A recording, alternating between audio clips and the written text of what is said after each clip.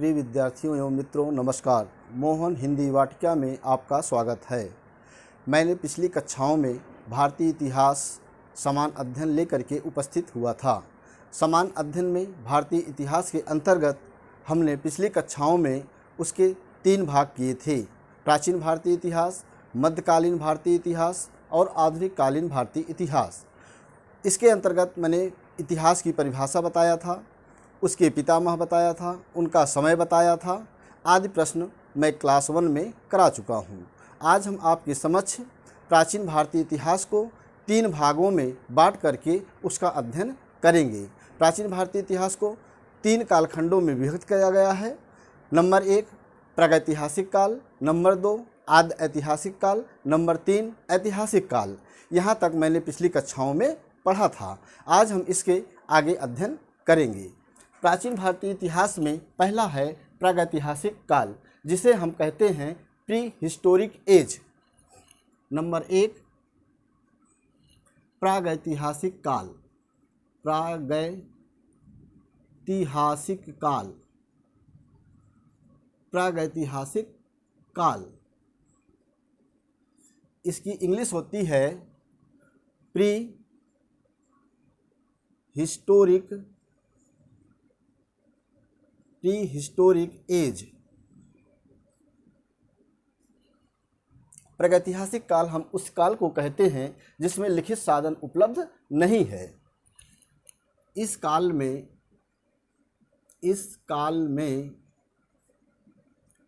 घटनाओं का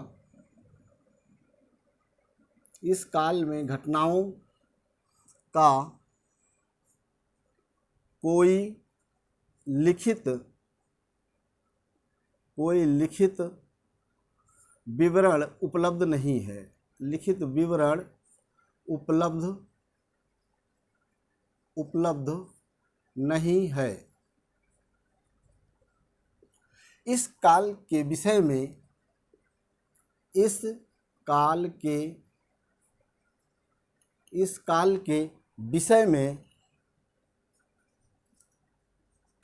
में केवल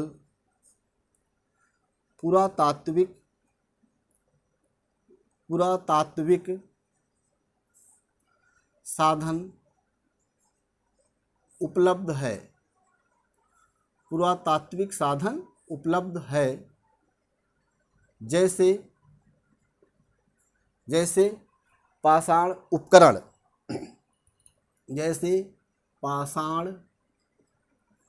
उपकरण,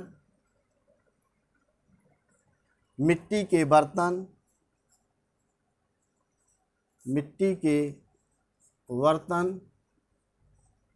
और खिलौने से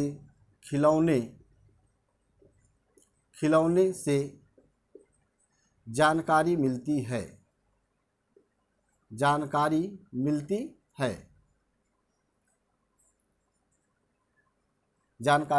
है। यानी प्रागैतिहासिक काल वह काल है जिसमें हमें लिखित प्रमाण नहीं मिलता है, केवल हमें वहाँ के उपलब्ध पुरातात्विक साक्ष्यों से जानकारी मिलती है। अतः हम कह सकते हैं इस काल में केवल पुरातात्विक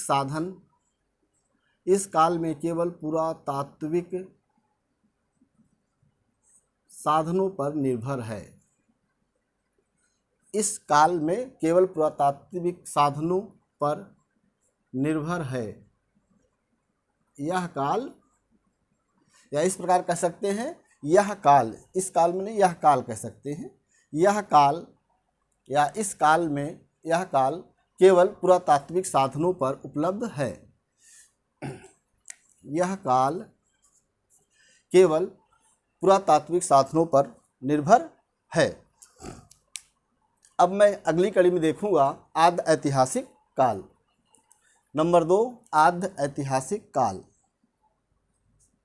आद्य ऐतिहासिक काल, आद्य ऐतिहासिक काल, इसको हम इंग्लिश में कहते हैं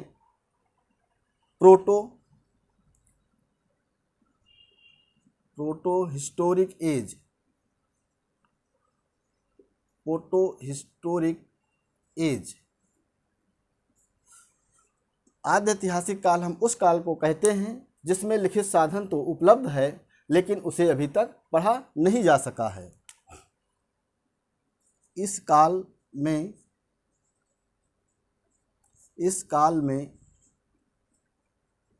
लिखित साधन उपलब्ध हैं, लिखित साधन उपलब्ध है परंतु इसे अभी तक पढ़ा नहीं जा सका, परंतु इसे पढ़ा नहीं जा सका है, जैसे हम कह सकते हैं हड़प्पा संस्कृति, एवं वैदिक संस्कृति। हड़प्पा संस्कृति एवं वैदिक संस्कृति,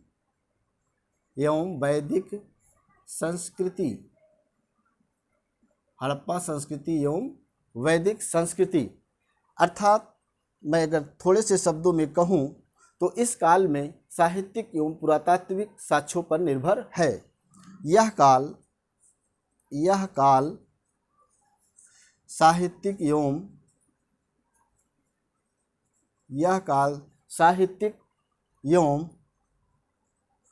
पुरातात्विक साक्ष्यों पर निर्भर है। पुरातात्विक साक्ष्यों पर निर्भर है। जैसे मैंने इसमें देखा कि यह काल प्रागैतिहासिक काल केवल पुरातात्विक साक्ष्यों पर निर्भर है, लेकिन आद्य ऐतिहासिक काल जिसको इंग्लिश में प्रोटो हिस्टोरिक एज कहते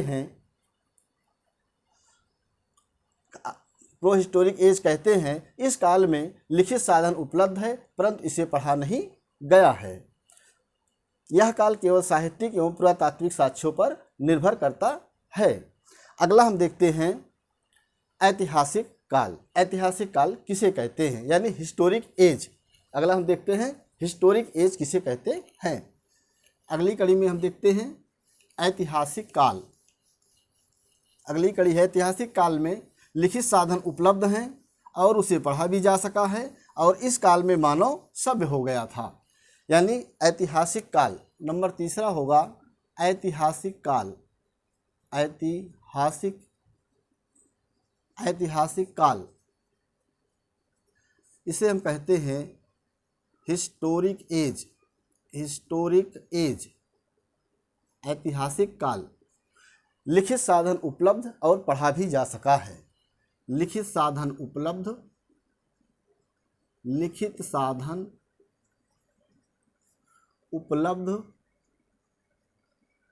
उपलब्ध और पढ़ा भी जा सका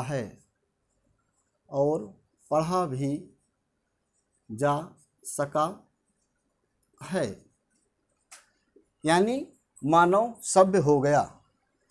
मानव सभ्य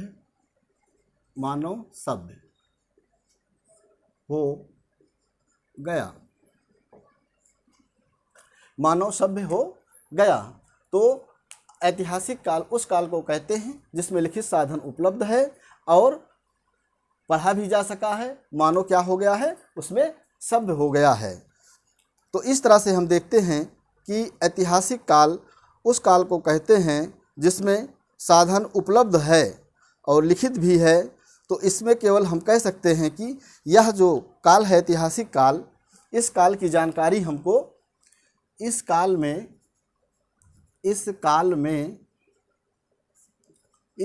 में साहित्यिक साधन,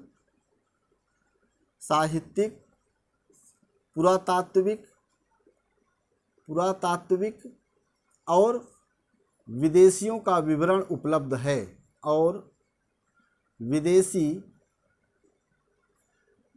इतिहासकार या लेखक, विदेशी इतिहासकार न कह करके हम विदेशी यात्रियों का